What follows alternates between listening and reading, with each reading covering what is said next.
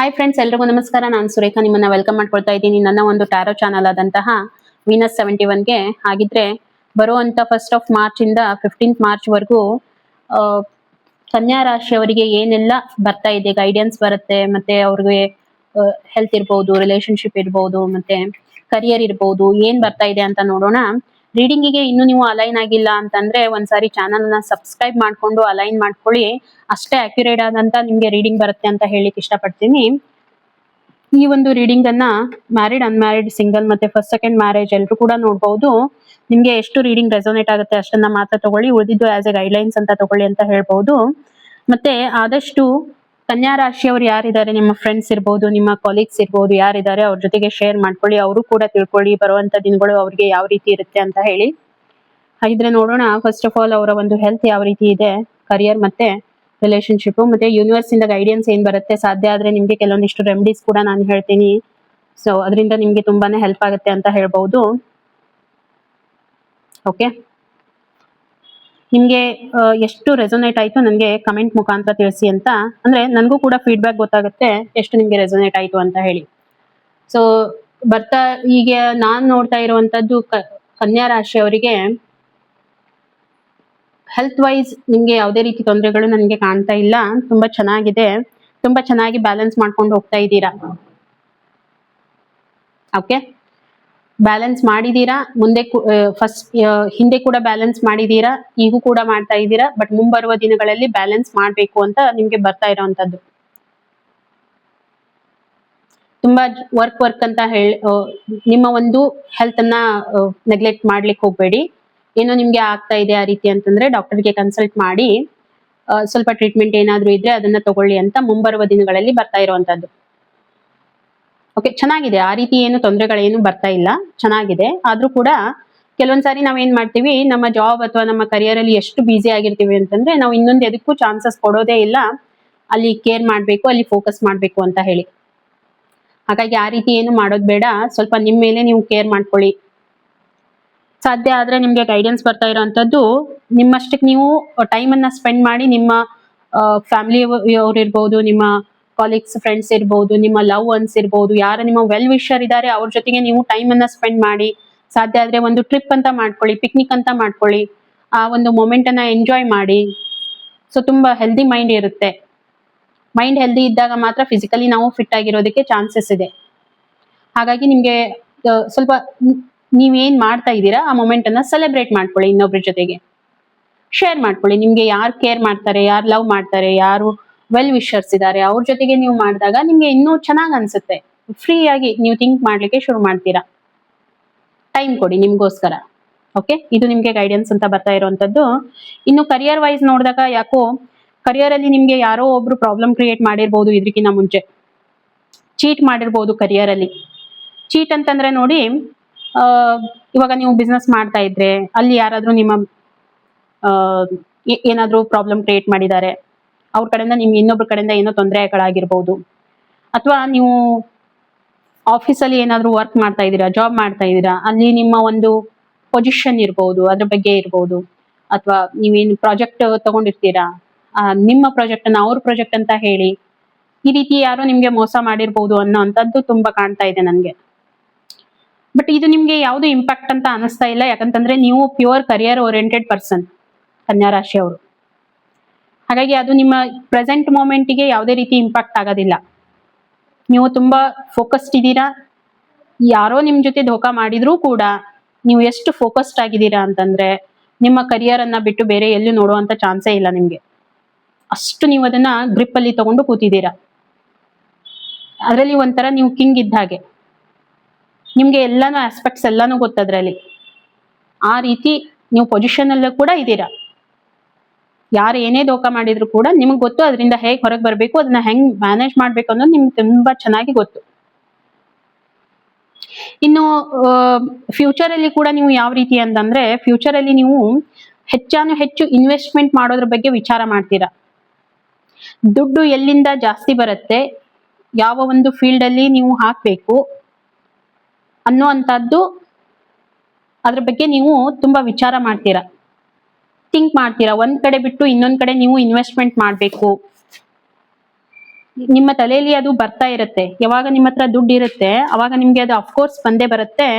ನೀವು ಇನ್ನೊಂದ್ ಕಡೆ ಎಲ್ಲಾದ್ರೂ ಇನ್ವೆಸ್ಟ್ಮೆಂಟ್ ಮಾಡ್ಬೇಕು, ಒಂದೇ ಸೋರ್ಸ್ ಅಲ್ಲ, ಮಲ್ಟಿಪಲ್ ಸೋರ್ಸ್ ಅಲ್ಲಿ ನೀವು ಇನ್ವೆಸ್ಟ್ಮೆಂಟ್ ಮಾಡ್ಬೇಕು ಅನ್ನುವಂಥದ್ದು ನಿಮ್ಗೆ ತಲೆಯಲ್ಲಿ ಬರ್ತಾ ಇರುತ್ತೆ. ಅದನ್ನ ತುಂಬಾ ಡೀಪ್ ಆಗಿ ನೀವು ವಿಚಾರ ಕೂಡ ಮಾಡ್ತೀರಾ. ಓಕೆ, ಕರಿಯರ್ ಅಲ್ಲಿ ಪಾಸ್ಟ್ ಅಲ್ಲಿ ನಿಮ್ಮ ಜೊತೆ ಏನಾದ್ರೂ ಕೂಡ ಪ್ರೆಸೆಂಟ್ ತುಂಬಾನೇ ಚೆನ್ನಾಗಿದೆ. ಬರುವಂತ ಫ್ಯೂಚರು ಕೂಡ ದುಡ್ಡಿದೆ, ನಿಮ್ಮ ಹತ್ರ ದುಡ್ಡು ಇರುತ್ತೆ. ಇನ್ನು ಒಂದ್ ಹೇಳ್ಬೇಕಂದ್ರೆ ದುಡ್ಡು ಇರುತ್ತೆ, ಅದ್ರ ಬಗ್ಗೆ ನೀವು ಥಿಂಕ್ ಮಾಡ್ತೀರಾ. ಎಲ್ಲಿ ಇನ್ವೆಸ್ಟ್ಮೆಂಟ್ ಮಾಡ್ಬೇಕು, ಎಲ್ಲಿ ಇನ್ವೆಸ್ಟ್ಮೆಂಟ್ ಮಾಡಿದ್ರೆ ಸ್ವಲ್ಪ ಸ್ಟಡಿ ಕೂಡ ಮಾಡ್ತೀರಾ. ಇನ್ನು ಒಂದ್ ಹೇಳ್ಬೇಕಂದ್ರೆ ಎಲ್ಲಿ ಇನ್ವೆಸ್ಟ್ಮೆಂಟ್ ಮಾಡಿದ್ರೆ ನಿಮ್ಗೆ ಎಷ್ಟು ಪ್ರಾಫಿಟ್ ಬರುತ್ತೆ ಅನ್ನೋ ಅಂತದನ್ನ ಸ್ಟಡಿ ಮಾಡ್ತೀರಾ.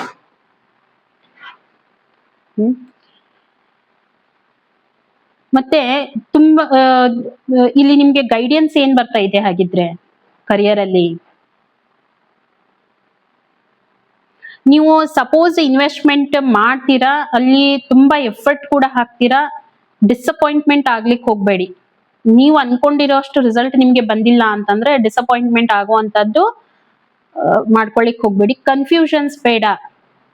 ನೋಡಿ, ಎಲ್ಲೋ ಒಂದ್ ಕಡೆ ನೀವು ಇನ್ವೆಸ್ಟ್ಮೆಂಟ್ ಮಾಡ್ತಾ ಇದ್ದೀರಾ ದುಡ್ಡನ್ನ ಅಂತಂದ್ರೆ ಆ ಒಂದು ಪರ್ಟಿಕ್ಯುಲರ್ ಏನ್ ಪ್ಲೇಸ್ ಇರುತ್ತೆ ಎಲ್ಲಿ ಮಾಡ್ತಾ ಇದ್ದೀರಾ ಅದ್ರ ಬಗ್ಗೆ ಕಂಪ್ಲೀಟ್ ಇನ್ಫಾರ್ಮೇಶನ್ ಅನ್ನ ತಗೊಳ್ಳಿ. ಯಾಕಂತಂದ್ರೆ ಒನ್ಸ್ ನೀವು ಇನ್ವೆಸ್ಟ್ಮೆಂಟ್ ಮಾಡಿದ ನಂತರ ಅಲ್ಲಿಂದ ನಿಮ್ಗೆ ಫ್ರೂಟ್ಫುಲ್ ರಿಸಲ್ಟ್ ಬರ್ಲಿಲ್ಲ ಅಂತಂದ್ರೆ ನೀವು ಡಿಸಪಾಯಿಂಟ್ಮೆಂಟ್ ಆಗುವಂತದ್ದು ಚಾನ್ಸಸ್ ತುಂಬಾನೇ ಇದೆ. ಸೊ ಕನ್ಫ್ಯೂಷನ್ಸ್ ಬೇಡ. ನಿಮ್ಗೆ ಕನ್ಫ್ಯೂಷನ್ಸ್ ಇದೆ ಅಂತಂದ್ರೆ ಅದನ್ನ ಮಾಡ್ಲಿಕ್ಕೆ ಹೋಗ್ಬೇಡಿ. ದುಡ್ಡು ನಿಮ್ಮ ಹತ್ರನೇ ಇರುತ್ತೆ. ನೀವು ಕನ್ಫ್ಯೂಷನ್ ಅಲ್ಲಿ ದುಡ್ಡು ಹಾಕಿದಾಗ ಅದು ನಿಮ್ಗೆ ರಿಸಲ್ಟ್ ಬರ್ಲಿಲ್ಲ ಅಂತಂದ್ರೆ ನಿಮ್ಗೆ ನೋವಾಗುವಂತ ಚಾನ್ಸಸ್ ತುಂಬಾನೇ ಇದೆ. ಹಾಗಾಗಿ ನಿಮ್ಮಲ್ಲೇ ನೀವು ಆ ರೀತಿ ಕನ್ಫ್ಯೂಷನ್ಸ್ ಮಾಡ್ಕೊಳ್ಳೋದು ಬೇಡ. ಸ್ವಲ್ಪ ಸ್ಟಡಿ ಮಾಡಿ, ಮಾರ್ಕೆಟ್ ಅಲ್ಲಿ ಏನಿದೆ ಹೇಗೆ ಅಂತ ಹೇಳಿ ಸ್ವಲ್ಪ ಸ್ಟಡಿ ಮಾಡ್ಕೊಳ್ಳಿ. ಅದು ಕೂಡ ನಿಮ್ಗೆ ಸಾಲ್ವ್ ಆಗುತ್ತೆ, ಏನ್ ತೊಂದರೆ ಏನು ಬರ್ತಾ ಇಲ್ಲ. ಇನ್ನು ರಿಲೇಶನ್ಶಿಪ್ ಅಲ್ಲಿ ನೋಡಿದಾಗ ಇದಕ್ಕಿಂತ ಮುಂಚೆ ತುಂಬಾ ಚೆನ್ನಾಗಿ ನೀವು ಮ್ಯಾನೇಜ್ ಮಾಡ್ಕೊಂಡು ಹೋಗಿದ್ದೀರಾ, ಏನೋ ಸೆಲೆಬ್ರೇಟ್ ಕೂಡ ಮಾಡಿದ್ದೀರಾ. ಒಂದು ಮನೆ ತಗೊಳ್ಳುವಂತದ್ದು ಇರ್ಬೋದು ಅಥವಾ ಒಂದು ಟ್ರಾವೆಲ್ ಮಾಡುವಂತದ್ದು ಇರ್ಬೋದು, ನಿಮ್ಮ ಒಂದು ಕರಿಯರ್ ರಿಲೇಟೆಡ್ ಸೆಲೆಬ್ರೇಷನ್ಸ್ ಇರ್ಬೋದು, ಎಂಗೇಜ್ಮೆಂಟ್ ಅಂತ ಇರ್ಬೋದು, ಮತ್ತೆ ಇನ್ನೂ ಹೇಳ್ಬೇಕಂತಂದ್ರೆ ಮ್ಯಾರೇಜ್ ಆಸ್ಪೆಕ್ಟ್ಸ್ ಅಂತ ಇರ್ಬೋದು. ಈ ರೀತಿ ಎಲ್ಲ ಸೆಲೆಬ್ರೇಷನ್ ಮೂಮೆಂಟ್ ತುಂಬಾನೇ ನಡೀತಾ ಇದೆ. ಬಟ್ ಕೆಲವೊಂದ್ಸಾರಿ ಏನಾಗುತ್ತೆ, ನಾವು ಎಲ್ಲೋ ಬೇರೆ ಕಡೆ ಫೋಕಸ್ ಮಾಡಿದಾಗ ಸ್ವಲ್ಪ ಪ್ರಾಬ್ಲಮೆಟಿಕ್ ಕ್ರಿಯೇಟ್ ಆಗ್ಲಿಕ್ಕೆ ಚಾನ್ಸ್ ಇದೆ ನಮಗೆ. ಓಕೆನಾ? ಸೊ ಇವಾಗ ಸದ್ಯದ ಮಟ್ಟಿಗೆ ನಾನು ನೋಡ್ತಾ ಇರುವಂತದ್ದು ಯಾಕೋ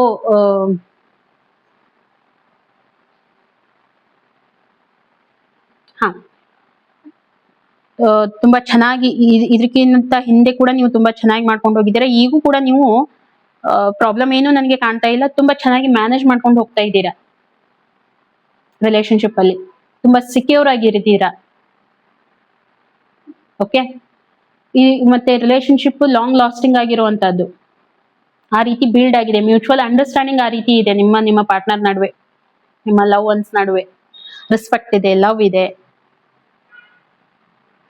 ಓಕೆ, ಮತ್ತೆ ಬರುವಂತ ದಿನಗಳಲ್ಲೂ ಕೂಡ ನನ್ಗೇನು ಆ ರೀತಿ ಪ್ರಾಬ್ಲಮ್ ಅಂತ ಅನಿಸ್ತಾ ಇಲ್ಲ.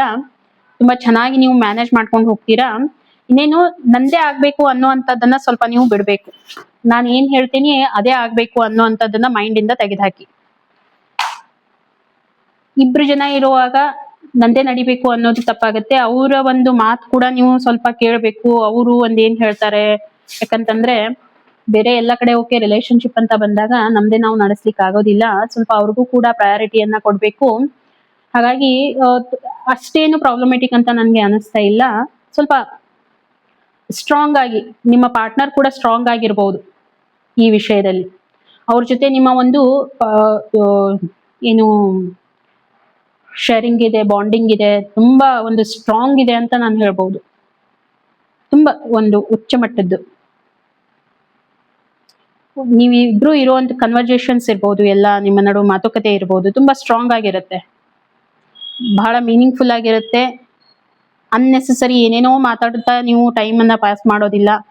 ಏನ್ ಬೇಕು ಅದನ್ನ ಮಾತಾಡ್ತೀರಾ, ರಿಲೇಟ್ ಇರುವಂತದ್ದು ಮಾತಾಡ್ತೀರಾ, ಫ್ಯೂಚರ್ ಬಗ್ಗೆ ಮಾತಾಡ್ತೀರಾ. ಒಂದು ಕಮ್ಯುನಿಕೇಶನ್ ನಿಮ್ದು ತುಂಬಾ ಸ್ಟ್ರಾಂಗ್ ಆಗಿದೆ, ಬಾಂಡಿಂಗ್ ಕೂಡ ಅಷ್ಟೇ ಸ್ಟ್ರಾಂಗ್ ಆಗಿದೆ. ನೀವು ಹೇಗಿದ್ದೀರಾ, ನಿಮ್ಮ ಒಂದು ಪಾರ್ಟ್ನರ್ ಕೂಡ ಅದೇ ರೀತಿ ಆಗಿರುವಂತದ್ದು.